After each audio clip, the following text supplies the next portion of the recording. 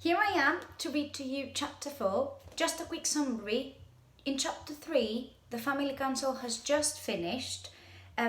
Father and Elder Paul did not agree. Father now has control. He is in charge. So we need to see what is going to happen. Are you ready? Chapter 4. The moment the grown-ups had left the room, Julius turned to Varjak. I know why Contessa's not here, he said, digging a claw into the toy mouse. It's because she can't stand to look at Varjak's eyes. Jasmine, Jade, Jethro and Jerome all stood by Julius's side. No one stood by Varjak's side. He was alone and boxed in the Contessa's empty armchair. Poor Varjak, said Cousin Jasmine, but she was smiling as if it was some kind of joke. Why do you always pick on him? I'm sure he'd rather have green eyes like everyone else. Because he's different, said Jay. The colour of danger, added Jethro. He's not one of us, concluded Jerome. Varjak ignored them. He didn't even look at them, staring instead into the fire. The Contessa's not here because she's probably dead. Didn't you hear the Elder Paul? That's enough, insect, snapped Julius. No one asked you. And how dare you speak in family council? You're a disgrace to the name of Jalal. That's Julius picking on Varjak. Julius's tail thudded menacingly on the rug. Very slowly, Varjak looked up and met with his big brother's eyes. His own tail started to thud. Is that supposed to scare me? Sneered Julius. He towered over Varjak's paw. His claws came out. So did Varjak's. Fight, fight, fight! Jade, Jethro and Jerome crowded round the two of them. Jasmine watched, grooming her fine silver blue fur. Varjak shook inside, but he didn't show it, didn't back off. He'd never had a real fight, and he knew he didn't stand a chance against Julius. But it was as if something inside him was rising up, something old and strong and buried deep. Who did Julius think he was? Julius, darling, he's only a little kitten, cooed Jasmine in her milk in the morning voice. He's not even a proper Mesopotamian blue, said Julius. He stared at Varjak with devastating green eyes. His blue pupils were thin slits of scorn, mocking, challenging, daring Varjak to move first. Varjak couldn't. He wouldn't even hold the gaze. It was too strong, too sure of itself. Whatever it was that had risen up within him had gone. He turned away and backed down. It was over. Julius had beaten him with just one look, just as father had beaten the Elder Paul. In the fireplace, the flames sputtered and died. You're the cause of all this trouble, said Julius. Apologize for what you've done. I'm sorry, croaked Varjak. The words were like hot coals in his mouth. And don't ever do it again, or I'll break every bone in your body. Varjak sloped away from the front room, humiliation scorching his cheeks. A disgrace to the name of Jalal. That hurt the most. He didn't care what Julius thought, but Varjak had always felt close to his ancestor, always loved the tales. He couldn't bear the thought of being a disgrace to him. You wait, he said to an imaginary Julius in his head. You just wait. One day, I'll show you. There was no one in the hallway. It didn't matter if he was caught going out in the garden now. Things could hardly get any worse. Varjak went up to the black door, nudged the cat flap open, and slid silently out. The garden was a dark, gloomy place full of large old trees. They'd bent back on themselves, grown inwards and locked together, making a tangled net of knotted wood. It was hard to see the sky through them. Beyond the trees lay the stone wall that enclosed the Contessa's house and garden.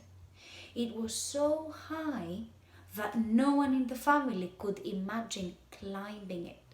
Even Varjak, who could sometimes make it halfway up the curtain before mother or father shouted him down. He drank in the cold night air, peered at the massive wall, the tangled branches, and thought he could see a thin white whisker of moon up there, far, far above. Varjak, it was the elder Paul. He was on his own at the bottom of the garden by the crumbling roots of a dying tree. Varjak padded over to join him. "I'm sorry, Elder Paul," he said. "It's my fault, everything that happened. But it's true about the black cat. I swear on the name of Jalal it's true." His grandfather smiled sadly. "I know that," he replied. "And it's not your fault, not a bit of it. It's them. They don't even want to think anymore." They sat in silence together in the shadow of the wall. "Are you still going to tell me the tale of Jalal's greatest battle?" said Varjak after a while. "Against Salia of the North?" "Not tonight," said the elder Paul. "I'm afraid there are more important things to tell you first. You're still young, but I don't think we have much time, and you're the only one who'll understand." Varjak's skin tingled beneath his fur. Even after what had happened in the council, he was thrilled by his grandfather's words. "I'm ready, Elder Paul," he said. "Then listen carefully. Jalal only knows what this gentleman's up to, but with the Contessa gone, it's more than we can manage. We have to get help from outside." "Isn't the world outside full of monsters?" said Varjak. "A monster's exactly what we need. A monster called a dog. The tales say they're huge and strong enough to kill a man. Dogs fill the heart with fear, with their foul breath and deafening sound. But the tales also say Jalal could talk to them, so there must be a way to get their help, to scare the man away. Mother and father say these tales aren't true. They're only stories, they say." "Only stories." Elder Paul looked at him. "And you believe them?" Varjak shook his head. "No." "Good. Because I'm going to tell you a family secret now, an old one. It goes right back in the beginning." Varjak's mind raced. This was the first he'd heard of any secret. "Is it about Jalal?" he guessed. The elder Paul smiled in the dark. "It is indeed. Everyone knows the tales of Jalal, but his way is a mystery, known only to a few." The way of Jalal. This was something Julius and the others knew nothing about, and the elder Paul was telling him and no one else. "The way," said the elder Paul, "has been passed down through the ages from Paul to Paul. Much of it has been forgotten over the years, lost and corrupted through time.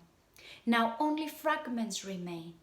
Perhaps the way will help us talk to dogs. Perhaps not. I do not know it all, and I fear I won't have long enough to teach you the parts I know. But it's all we have left." Varjak felt strangely disappointed. Now he knew there was a family secret. He wanted to know it all. What was the point of a secret which was lost? Still, something was better than nothing. "Tell me more, Elder Paul." "Come closer." Varjak bent towards him. Closer. He leaned right over, so his ear was by the elder Paul's mouth. "There are 7 skills in the way of Jalal," whispered the elder Paul. His breath was warm in the cold night air. We only know 3 of them. Their names are these: slow time, moving circles, shadow walking. He recited the skills slowly in rhythm like poetry. Learn these words and pass them on in turn. Slow time, said Varjak. Moving circles, shadow walking. He rolled the words over his tongue like a new taste. Again. Slow time, moving circles, shadow walking. Again. Can you say it with me? Let's try it together. Slow time, moving circles, shadow walking. His fur prickled at the strange sounds. Never forget this. Keep the way alive, Varjak Paul. Varjak nodded. The words, Jalal words, were safe in his head. He would always remember them. Slow time, moving circles, shadow walking. Clack! The back door swung open. Varjak and the older Paul looked round. The gentleman was standing there, and by his shiny black shoes there were 2 sleek black cats. And that's how chapter 4 ends. So much action. Oof, what's going to happen next? Now, you make sure you remember the way of Jalal's words. Slow time, moving circles, shadow walking. It's important for the rest of the stories. And now, questions for chapter 3 and 4 together. Question number 1. How does Father Paul react to Elder Paul's warning? Question number 2. Why does Elder Paul dislike the gentleman? If you go back and listen to the story, he gives a specific reason why he's scared of him and dislike him. Question number 3. How will the dogs help the cats? And question number 4. What are the 3 secrets that Elder Paul tells Varjak? Describe what you think those secrets are. Once again, try and answer in full sentences just like we do in school, and email or tweet a picture with your work. I'm looking forward to see it. See ya!